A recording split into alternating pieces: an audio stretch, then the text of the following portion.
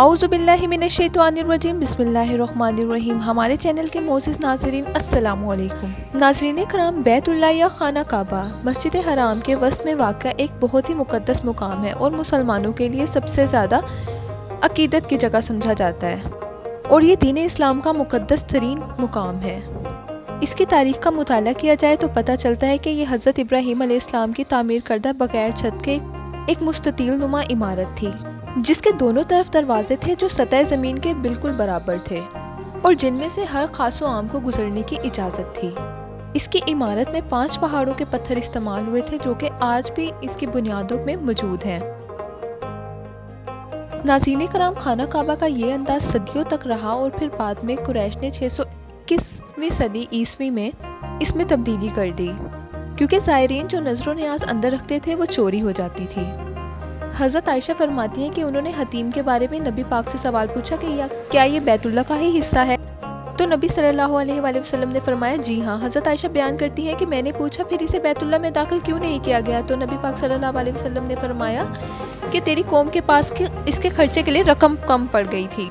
मैंने कहा बैतुल्लाह का दरवाज़ा ऊंचा क्यों है? नबी पाक सल्लल्लाहु अलैहि वसल्लम ने फरमाया तेरी कौम ने इसे ऊंचा इसलिए रखा ताकि वो जिसे चाहे दाखिल कर सके और जिसे चाहे ना कर सके, और अगर तेरी कौम नई मुसलमान ना होती और इनके दिल इस बात को तस्लीम से इनकार ना करते तो मैं इसे हतीम यानी हतीम को बैतुल्लाह में शामिल कर देता और दरवाज़ा ज़मीन के बराबर कर देता।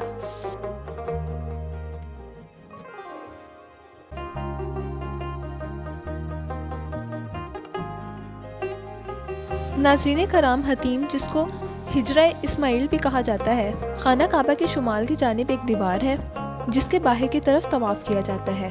बैतुल्लाह के शुमाल में 3 हाथों की जगह छोड़कर इमारत को मक्कब नुमा यानी कि काबा बनाया गया था और वजह ये बताई जाती है क्योंकि पैसों की कमी थी और हक हलाल की कमाई से बैतुल्लाह की तामीर करनी थी। इसके बाद मगरबी दरवाज़ा बंद कर दिया गया और मशरक़ी दरवाजे को इस कदर बुलंद कर दिया गया कि जिसमें ख़ास लोग सिर्फ कुरैश की इजाज़त से अंदर जा सकते थे।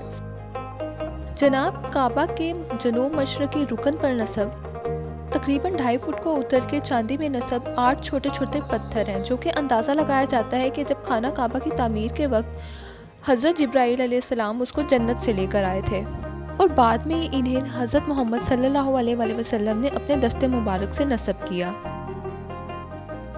दोस्तों, ये पत्थर हज्जाज बिन यूसुफ के हमले में टुकड़े टुकड़े हो गया था।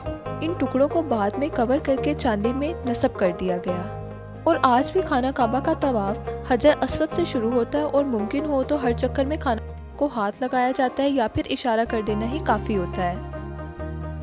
जनाब, खाना काबा की सबसे मुनफरिद बात यह है कि इसके ऊपर से कोई चीज़ नहीं गुजर सकती। जदीद टेक्नोलॉजी और साइंस के मुताबिक ये कहा जाता है और इसको इस बात से इनकार नहीं किया जा सकता कि खाना काबा ज़मीन के बिल्कुल मरकज़ में वाक़या है और जो चीज़ मरकज़ में वाक़या हो वहाँ पे मकनातीसी शुआएँ ज़्यादा होती हैं, जिसकी वजह से कोई चीज़ इसके ऊपर से नहीं गुजर सकती। खाना काबा के ऊपर से कोई जहाज़ तो क्या कोई परिंदा भी पर नहीं मार सकता। और उसके अलावा कहा जाता है कि ज़मीन की तमाम कशिश शकल का मरकज़ है और यही बात खाना काबा को सबसे ज़्यादा मुनफरिद बनाती है। यही वजह है कि कशिश शकल की बाइस यहाँ से कोई चीज़ नहीं गुजर सकती। मिसाल के तौर पर अगर आप अपने हाथ में एक मकनातीस का टुकड़ा लें, आप ये देखेंगे कि उसके दरमियान में कोई चीज़ नहीं चिपक सकती, बल्कि कशिश शकल के बाइस वो या तो साइडों पे चिपक जाएगी या फिर गिर जाएगी, लेकिन दरमियान में किसी सूरत नहीं चिपकेगी। बिल्कुल इसी तरह यही फार्मूला खाना काबा के ऊपर भी लागू होता है कि इसके ऊपर से कोई चीज़ कभी भी नहीं गुजर सकती। नाज़रीन कराम, ये वो मालूमात है जो किसी पत्थर के आगे भी रखी जाए तब भी वो पिघल जाए। अल्लाह ताला हमें कुरान पढ़ने की तौफीक अता फरमाए, हम सबकी हिफाजत करे, अपने और अपने करीबियों का ख्याल रखिए। वीडियो अच्छी लगे तो काइंडली लाइक कीजिए और अगर आप नए हैं तो चैनल को सब्सक्राइब कीजिए। अल्लाह हाफिज़।